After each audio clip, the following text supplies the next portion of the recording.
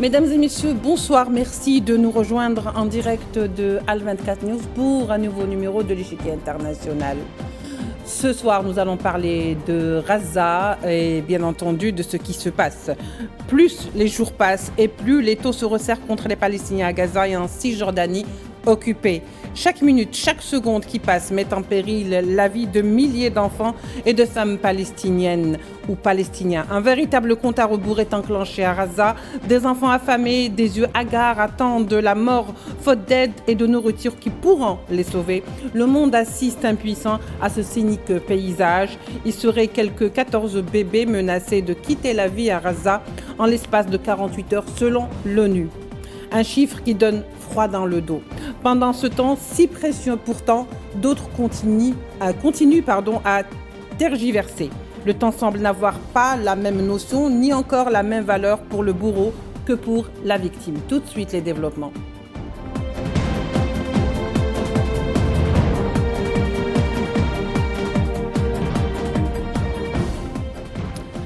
Pour en parler ce soir, nous avons le grand plaisir d'accueillir avec nous François Leroux, président de la plateforme des ONG françaises pour la Palestine, qui sera avec nous en direct de Paris. Ziad Meddour, directeur du département français à l'université de Gaza, du moins ce qu'il en reste. Il était également professeur universitaire.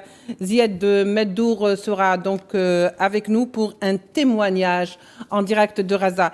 Ziad Meddour, merci d'être avec nous. Pour commencer avec vous. Bonsoir. Alors, Ziad Meddour, dites-nous d'abord pour commencer, vous êtes à Razzaville, c'est bien ce que vous nous avez donc dit. Et puis, nous voulions faire avec vous le point. Vous êtes sur place, vous êtes en train de souffrir. J'aimerais, Ziad Meddour, que vous nous dites comment vous vivez ces instants très, très difficiles. D'abord, merci pour l'invitation. C'est toujours un plaisir d'échanger avec vous, les amis algériens. Et donc, merci à votre chaîne Al24 pour cette invitation et bonsoir à tous les invités. Donc, la situation est horrible dans la bande de Gaza. Donc, on assiste à des crimes contre l'humanité, à des crimes de guerre commis par l'occupation contre les civils de Gaza. Depuis la reprise des bombardements intensifs le 18 mars dernier, on compte plus de 600 morts palestiniens, en majorité des civils, des enfants, des femmes et des personnes âgées. Sans oublier presque 1200 blessés. S'ajoute à tout cela la faillite du système de santé. Les hôpitaux sont visés. Le déplacement forcé, plus de 700 000 Palestiniens ils ont été obligés à évacuer leur quartier dévasté. Les infrastructures civiles sont détruites, l'occupation est en train de viser les hôpitaux, les universités, les puits d'eau. Donc, il y a une pénurie de la nourriture, l'aide humanitaire, soi-disant, la propagande israélienne disait qu'il n'est pas arrivé dans le nord de la bande de Gaza. Depuis 48 heures, il y a quelques camions qui sont passés dans le sud, mais dans la bande de Gaza, dans le nord de la bande de Gaza, dans la ville de Gaza où j'habite, il y a une vraie famine qui s'installe. Et donc, il y a la pénurie de l'eau potable, la pénurie des médicaments, la pénurie de gaz, de l'électricité. Donc, une vie quotidienne très difficile pour tous les Palestiniens de Gaza qui sont en train de souffrir au quotidien et qui sont en train de supporter l'insupportable et de subir ces agressions donc horribles depuis maintenant plus de 19 mois. Ziad Meddour, est-ce que je peux me permettre une question quand même avec vous? Ça fait combien de jours aujourd'hui que peut-être pas vous, mais d'autres Palestiniens que vous côtoyez autour de vous, vos voisins, vous n'avez pas eu accès à la nourriture? Est-ce que vous mangez de manière régulière? Désolée si je pose cette question. Écoutez, donc vous avez le droit à toutes les questions, avec plaisir. Donc moi, comme tous les Palestiniens de Gaza, on ne mange pas à nos faim, c'est numéro un. Et après, on peut dire depuis 3 semaines, on s'adapte. Donc on mange un repas très maigre, très modeste, par jour au lieu de 3 repas. Donc ça, c'est le cas de tous les Palestiniens de Gaza. Le repas se compose des pâtes, de riz et des boîtes de conserve qui sont très, très chères parce que les produits sont introuvables et depuis 72 jours, rien ne passe. Ni aide humanitaire, ni fruits, ni légumes, ni viande, ni rien du tout, ni médicaments.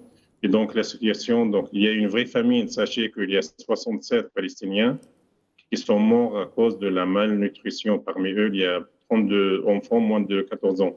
Donc, ça montre un peu qu'il y a une vraie famine qui s'installe dans dans la bande de Gaza à cause de fermeture de passage. Donc, il n'y a pas seulement le problème de la nourriture. Donc, voilà, même si la famille L'accès à l'eau? s'installe, oui, il y a une pénurie de l'eau. Imaginez que chaque quartier, chaque foyer a droit de 20 litres tous les 3 jours avec les citernes. L'occupation, il a détruit donc 975 puits d'eau.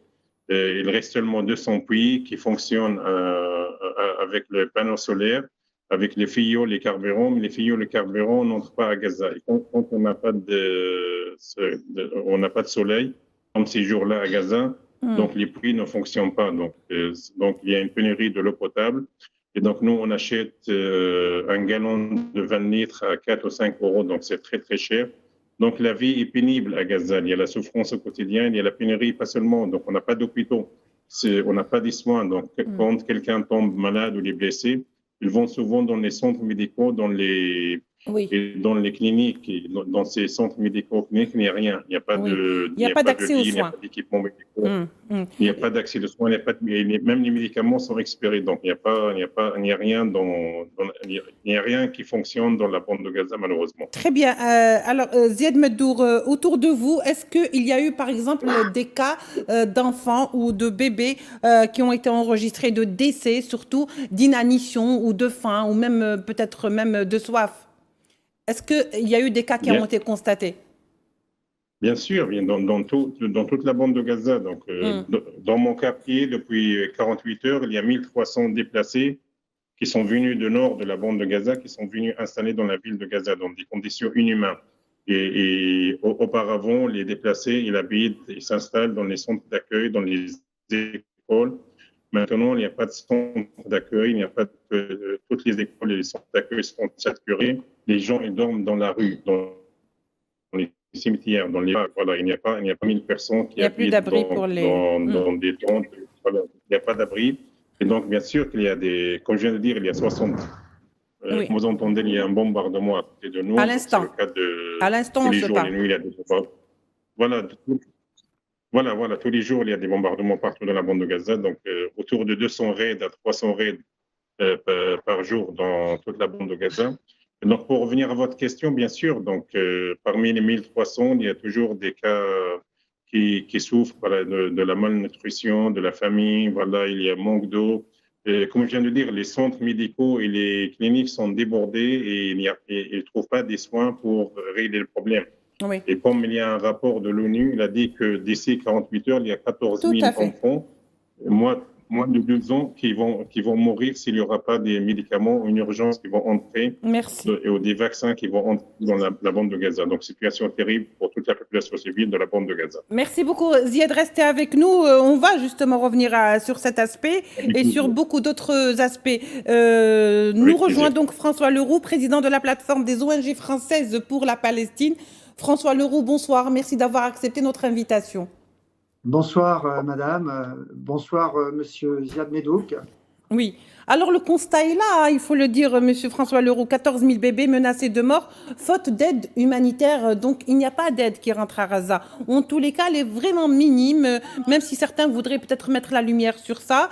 Et il y a énormément beaucoup de polémiques entre réponses et entre questions. N'empêche que c'est l'ONU. C'est un constat qui a été fait par l'ONU avec Tom Fletcher, qui a dit qu'il y a 14 000 bébés qui risquent tout simplement de mourir dans les 48 heures. Même si ce n'était pas, j'allais dire, 48 heures, de toute façon, même si cela allait s'étaler, il ne faut pas s'attendre à grand-chose parce que la finalité, ils vont mourir quand même. Oui, leur mort, j'espère, va être évitée, mais il y a un risque de mort de ces 14 000 bébés dans la semaine ou les jours qui vont suivre. Donc, il y a eu d'autres bilans, notamment de Médecins du Monde, qui est une grande ONG humanitaire, qui pointe la responsabilité humaine de la faim à Gaza, c'est-à-dire c'est la responsabilité d'Israël, puissance occupante, et ils ont mené une enquête auprès de 6 centres de santé à Gaza, où ils sont présents, Médecins du Monde, et donc ils ont des statistiques très précises. Donc c'est sorti, leur bilan est sorti début mai, donc sur des données d'avant mai, donc ça s'est aggravé depuis début mai. Et dans leur rapport, je lis, hein, Oui. une femme enceinte ou allaitante sur 5 et près d'un enfant sur 4 examinés dans les centres de santé de Médecins du Monde présentaient une malnutrition aiguë ou un risque élevé de la développer. Et Médecins du Monde, comme d'autres ONG humanitaires, alertent sur l'instrumentalisation de la privation de l'aide et de la faim et demandent évidemment aux dirigeants du monde à prendre des mesures immédiates contre ces violations graves du droit international humanitaire. Eh bien justement, est-ce que finalement, 14 000 bébés, ça c'est que le chiffre qui a été communiqué, c'est possible qu'il y ait eu d'autres chiffres, c'est possible que ces enfants n'attendront même pas 48 heures pour certains, ils vont mourir d'inanition, d'autres auront plus de chance, donc quelques jours encore.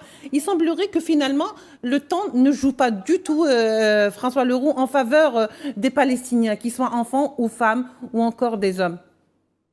Oui, tout à fait. Et ces enfants adolescents et aussi les adultes, les vieillards, porteront des séquelles de cette situation de famine, de détresse physique et psychologique. Et je ne parle pas des amputés, des maladies chroniques qui ne sont pas soignées comme il le faudrait et dont beaucoup sont décédés. Et donc ça, il faut que la communauté internationale, toutes les instances, se bougent. Donc, il commence à y avoir un petit frémissement en Occident, notamment en Europe et aux États-Unis, parce que la situation devient tellement trop monstrueuse que on voit des pétitions d'intellectuels, d'artistes qui demandent d'arrêter ce génocide. Oui. Il y a même plusieurs centaines de participants au Festival de Cannes de cinéma, dont Richard Gere, Catherine Deneuve, donc des gens, Juliette Binoche, des gens très connus qui demandent d'arrêter le génocide. Oui. Et le mot génocide est écrit, prononcé. Ça, c'est très important. Donc, c'est aux politiques français, européens d'agir. Et donc, aujourd'hui, il y aurait éventuellement le gel de l'accord d'association avec Israël, de l'Union européenne avec Israël, mais c'est une mesurette. C'est une mesurette. Je veux dire, ce n'est même pas une sanction, c'est juste l'application de l'article 2 de l'accord d'association. Donc, nous, on demande des sanctions politiques, économiques, vis-à-vis de cette politique israélienne à Gaza et en Cisjordanie. C'est vraiment minime par rapport à l'ampleur des dégâts aujourd'hui à Gaza. C'est vraiment, je crois que l'Union européenne a fait preuve d'un minimum, vraiment d'un minimum vital, en espérant que peut-être la communauté internationale va se bouger pour éviter le drame, justement. Ziad Meddour, je reviens vers vous. Comment peut-on faire aujourd'hui pour sauver Gaza, justement? Vous savez, on a entendu parler des informations circulent que si vous voulez, l'aide humanitaire pourrait être servie comme également un outil pour contribuer encore plus à une déportation et à un déplacement des populations. Parce qu'on a su qu'il y avait quand même très très peu d'aide qui rentrait du côté du sud de Gaza. Et donc les gens qui voulaient de la nourriture, il fallait qu'ils se déplacent vers le sud. Encore une autre, si vous voulez, un autre moyen ou une autre malice pour faire pousser les Palestiniens à se déplacer. Écoutez, pour que les choses soient claires, moi, comme habitant de Gaza, et d'une façon objective, qu'est-ce qu'il est entré exactement? Il y avait 97 camions qui sont entrés depuis lundi, d'abord en 4 jours seulement. Donc, il n'y a pas de 100 camions par jour, comme disait la propagande, c'est numéro 1. Et qu'est-ce qu'il y a? Le contenu de ces camions, il y a quelques sacs de farine, quelques médicaments et quelques compléments alimentaires pour les enfants. Voilà qu'est-ce qu'il est entré. À part ça, il n'y a pas d'autres donneries, produits alimentaires qui sont passés. Donc, la famine s'installe. Numéro 2, comme vous avez évoqué, les camions ils sont passés seulement dans le sud de la bande de Gaza. Et donc, pour quelques boulangeries. Donc, le nord et la ville de Gaza sont privés de l'aide humanitaire. Donc, nous, depuis 72 jours, on n'a rien reçu. Ça, numéro 1.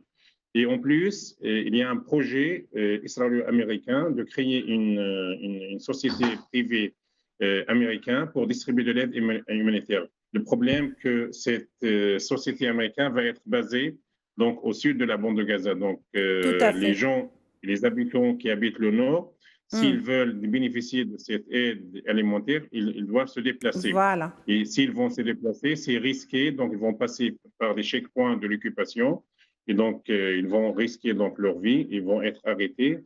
Ça, numéro un. Et numéro deux, le chemin est très long. Et donc, je pense que selon les sources viables sur place, il y a 90% qui refusent. Il y a même l'ONU, il y a même des associations de la société civile. On va y venir. Même la population civile, ils ont refusé ce plan. Et donc, ils vont utiliser la famine comme arme de destruction, comme arme de déportation. Et sachez que les Palestiniens, c'est vrai, ils se sont déplacés de nord jusqu'à Gaza, mais à mon avis, il n'y aura pas beaucoup de Palestiniens qui vont aller de nouveau de nord vers le sud, malgré la famine et malgré la pénurie du tout. Parce que ça fait 15 mois et il y a 900 000 qui sont déjà déplacés entre novembre 2023 et janvier 2025. Ils ne vont pas répéter cette catastrophe parce humanitaire. Qu'ils ont compris la leçon. Rester, même à côté de ruines de leur maison et dans les décombres de leur quartier dévasté, ils vont rester.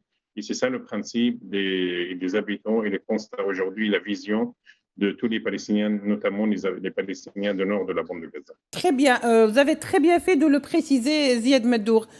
Justement, François Leroux, la question commence à prendre de l'ampleur puisque cette société privée dont parle justement Ziad Meddour, il s'agit plus exactement de la Fondation humanitaire pour Gaza, qui est une société privée, bien sûr, mais qui est enregistrée à Genève. Et donc, une ONG qui est basée à Genève, qui s'appelle Trial International, a dénoncé et a demandé une enquête pour qu'une enquête soit justement mise sur pied pour ou contre cette fondation qui pourrait être très peu impartiale et très peu neutre, à savoir qu'elle pourrait user justement de l'aide pour encore aller vers la déportation d'un plus grand nombre de Palestiniens. Est-ce que ce n'est pas un peu sournois tout ça, François Leroux? Oui, évidemment, c'est l'arme de la faim, hein, et la distribution de l'aide alimentaire doit se réaliser notamment par l'UNRWA, que veut détruire Israël. Donc là aussi, c'est une atteinte au droit international humanitaire.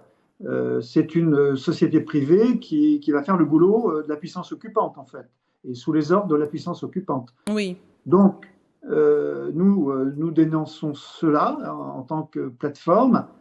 Médecins du Monde et d'autres, Médecins sans frontières aussi, hein, et toutes les ONG qui sont sur le terrain.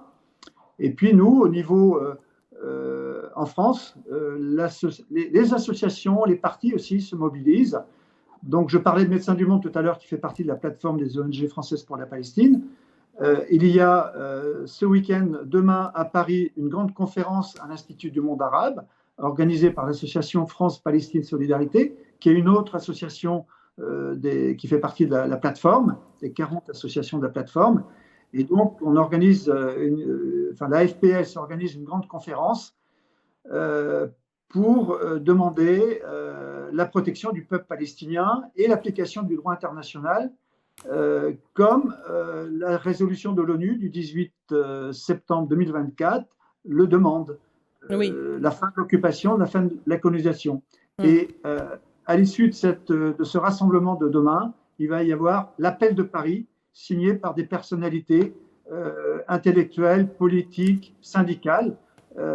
Donc c'est un moment important dans la solidarité et pour mobiliser nos dirigeants, le gouvernement français, l'Europe. Et donc, c'est très important. Oui, très bien. Vous avez très bien fait donc de le préciser et de dire que quand même la société civile, les ONG, certaines ONG, ne restent pas les bras croisés, mais réellement. Il faut absolument justement que ça bouge.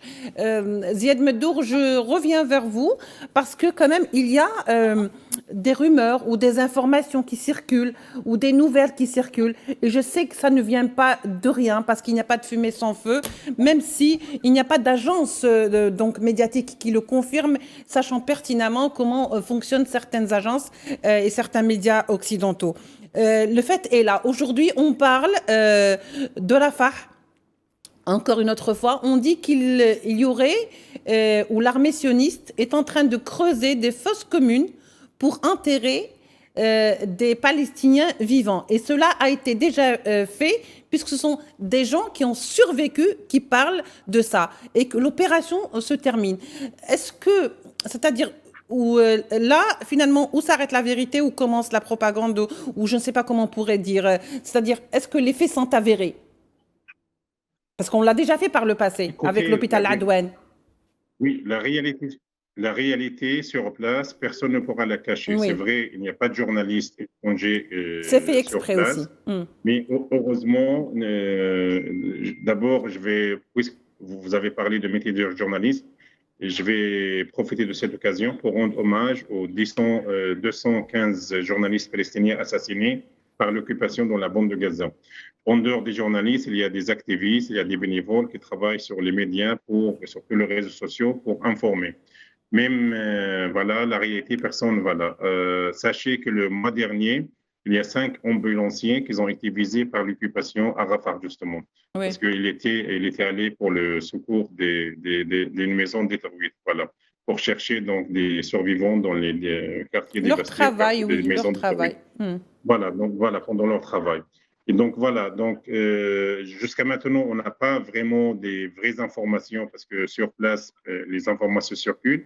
On n'a pas mais rien n'est étrange par cette occupation qui a utilisé tous les moyens illégaux pour briser la volonté. Parce que c'est quoi le vrai objectif israélien de cette agression horrible qui dure depuis 19 mois? C'est briser la volonté de cette population civile. Une population civile qui est toujours là. Une population civile qui souffre au quotidien, une population civile qui a vécu avant ça, qui a souffert de 4 offensives, celles de 2009, 2012, 2014, 2021, et qu'il était en train de subir un blocus inhumain depuis 20 ans. Mais cette population, elle n'a jamais quitté Gaza, elle est toujours là. Et même maintenant, il y a 2 400 000 Palestiniens. Donc, ils ont refusé le plan de Trump, ils ont refusé tous les plans de déportation. Donc, malgré toutes les armes utilisées, malgré la famine, malgré la faillite du système de santé, malgré la souffrance au quotidien, malgré les bombardements intensifs, les Palestiniens donc, sont toujours là. Oui. Donc, pour répondre directement à votre question, donc, on n'a pas vraiment des vraies informations, mais à vérifier. Mais rien n'est possible et impossible pour cette occupation qui est capable de faire tous les crimes contre l'humanité. Et parce que l'objectif israélien de faire partir les Palestiniens, or les Palestiniens ils sont toujours attachés à leur terre. Et voilà, et c'est ça le plus important. Donc c'est ça qui fait peur aux Israéliens, c'est la volonté de cette population. Imaginez depuis presque 60 jours, il y a une population affamée, une population qui souffre au quotidien, mais une population qui a jamais réfléchi à quitter donc les ruines, parce que Gaza aujourd'hui, c'est un champ de ruines. 87% des infrastructures civiles sont détruites, comme le montre votre chaîne. Donc, il n'y a rien qui reste à Gaza. Et malgré ça, la population, elle est dans les centres d'accueil, dans les écoles, dans les tentes déchirées, abîmées. Elle est toujours là, à côté des ruines de leurs maisons détruites et dans les décombres de leurs quartiers dévastés. Merci beaucoup, Ziad Meddour, pour ce témoignage. Merci, je vous remercie amplement, sachant pertinemment que vous vivez vraiment en ce moment des jours très difficiles. Mais comme je le disais tout à l'heure, rien n'est impossible, bien sûr, puisque ça s'est fait déjà par le passé avec l'hôpital Kamal Adouane, lorsque des blessés vivants civils ont été enterrés vifs par les forces sionistes. François Leroux, je vous donne le dernier mot, mais alors vraiment brièvement, pas moins de 30 secondes. Désolé. Oui, nous essayons de soutenir au maximum les droits des Palestiniens. Et donc, il y a cette journée de demain qui sera importante, puisque le 18 juin, à New York, aura lieu la conférence internationale de l'ONU relative à la question de Palestine, patronnée par l'Arabie Saoudite et la France. Donc, il ne faut pas y attendre forcément des miracles, mais c'est un moment important. Et nous, justement, cette journée de demain à Paris, c'est pour pousser nos dirigeants français, européens, à agir concrètement et pas que des paroles, pas que des paroles. Merci beaucoup François Leroux. C'est en tous les cas ce qu'on souhaite, des actions et non pas des paroles. Vous êtes président de la plateforme des ONG françaises pour la Palestine. Vous étiez avec nous en direct depuis Paris. Ziad Meddour était également en direct avec nous. Il est directeur du département français à l'université de Gaza. Merci de nous avoir suivis. On se retrouvera pour d'autres numéros de l'Échiquier international. Au revoir.